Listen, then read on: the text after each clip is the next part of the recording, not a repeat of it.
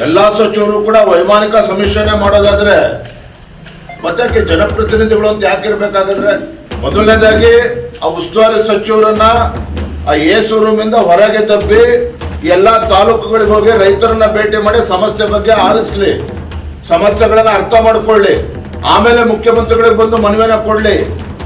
ರೈತರ ಮಧ್ಯೆ ಹೋಗ್ಬೇಕು, ಯಾರು ಮನೆ ಕಳ್ಕೊಂಡಿದ್ದಾರೆ ಅವ್ರನ್ನ ಭೇಟಿ ಮಾಡಬೇಕು, ಏನು ಬೆಳೆ ನಾಶ ಆಗಿದೆ ಅದ್ರ ಬಗ್ಗೆ ಅಲ್ಲಿ ಹೊಲಕ್ಕೆ ಭೇಟಿನ ಕೊಡ್ಬೇಕು. ಇದು ಯಾವುದನ್ನು ಮಾಡದೇನೆ ಅಲ್ಲೇ ಮುಖ್ಯಮಂತ್ರಿಗಳು ಮನವಿ ಕೊಡ್ತೇವೆ ಅಂತ ಹೇಳಿ ಇದು ಏನೇ ಅದಾಗಿದ್ರೆ, ಇವತ್ತು ರೈತರಿಗೆ ಪರಿಹಾರ ಕೊಡೋದೆಷ್ಟು ಮುಖ್ಯನೋ ಸಂದಿಗ್ಧದ ಪರಿಸ್ಥಿತಿಯಲ್ಲಿರುವಂತ ಬಡವರು ರೈತರಿಗೆ ಒಂದು ಧೈರ್ಯ ತುಂಬುವಂತ ಕೆಲಸವೂ ಕೂಡ ರಾಜ್ಯ ಸರ್ಕಾರದ ಕಡೆಯಿಂದ ಆಗ್ಬೇಕಾಗಿದೆ.